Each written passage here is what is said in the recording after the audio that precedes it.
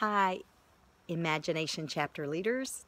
I'm Dee Kimbrell, Creative Consultant for Imagination Chapters, and I am so excited to be able to be here today to talk to you about empathy. I believe that empathy is a skill that our world needs today more than ever.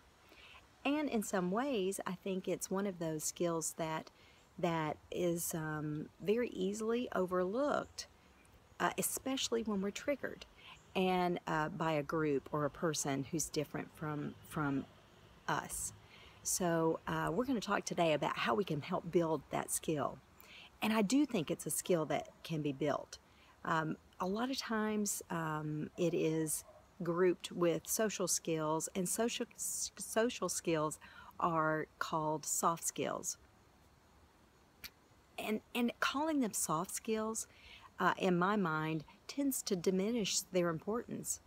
You can have the most intelligent, gifted person in the world, but if they don't have those social skills, they're not going to get very far. And so I think that teaching those soft skills, or teaching those skills of empathy and other social skills, are some of the most important things that we can do in our chapters. So how do we do that? You know, our world is getting smaller and smaller, and that's a good thing.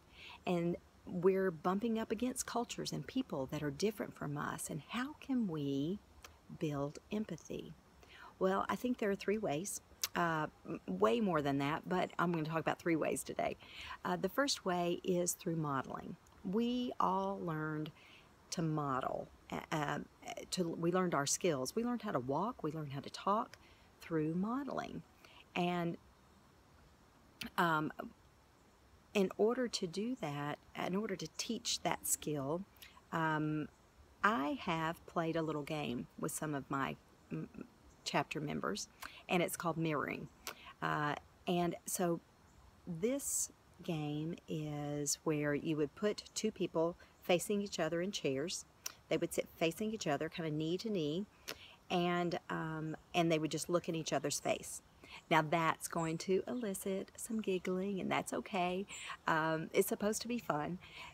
But what you want them to do is, once it kind of settles down a little bit,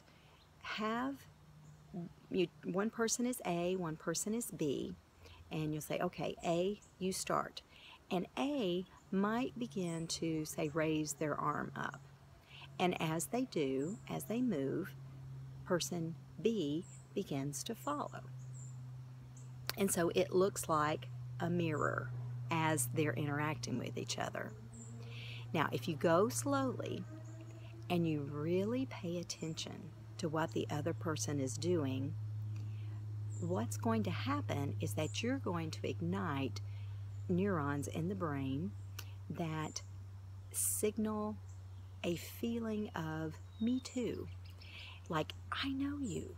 Oh, you're going to build rapport with this person simply by moving together.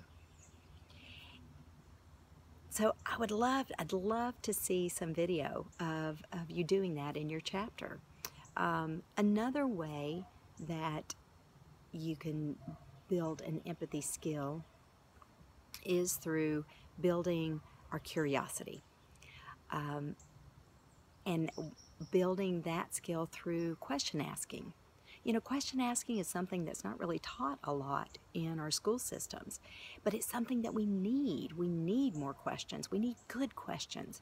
And so asking I wonder questions might be a good way to build empathy skills with your chapter.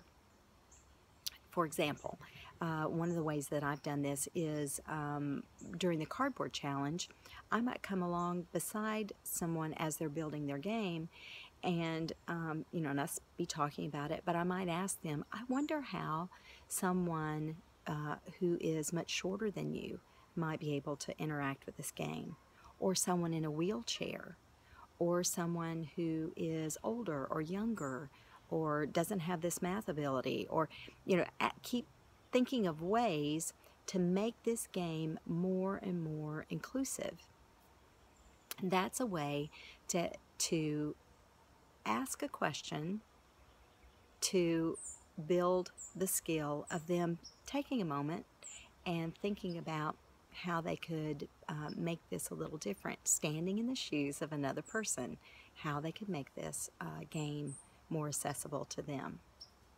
The third way that I think is important is through building our listening skills. I don't know if you ever played this game when you were young, but there's an old game called Post Office. And playing this game is a great way to emphasize the need for listening skills.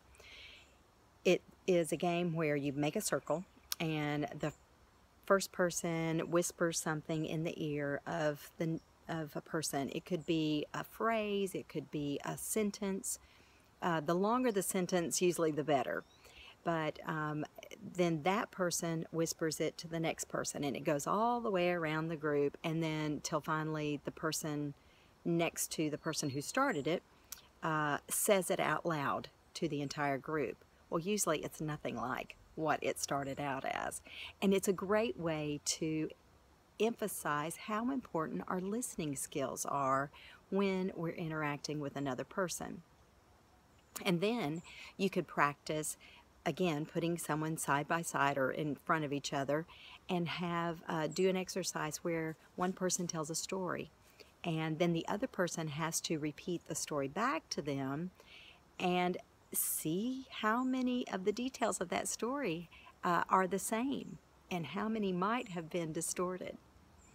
When we meet someone who's different from us or who has different beliefs and behaves in a different way from us, immediately there are defenses and roadblocks that come up.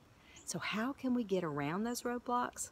Through asking questions, building our curiosity, and listening really well to the other person. So now what I would like to do is to create a challenge. You know, we're the Imagination Foundation groups. We love a challenge.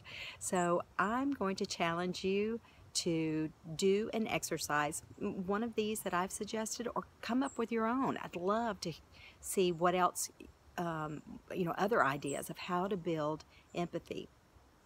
And then, so in the next couple of weeks, we're going to have another Twitter takeover, which we've done in the past with some of these, and with some of these videos. And so what we're going to do is we're going to have a Twitter takeover, and I would love for you to have some pictures to post, some ideas, some feedback of how you build empathy with the groups that you work with. And, let's take over Twitter. Let's just flood it with information on how to build this wonderful skill called empathy, so that we can have a world where we're able to listen to each other, we can build better communication, and really learn a lot from each other and get along. So thank you so much for today. I appreciate your attention, and I can't wait to see you in a couple of weeks on Twitter. Bye.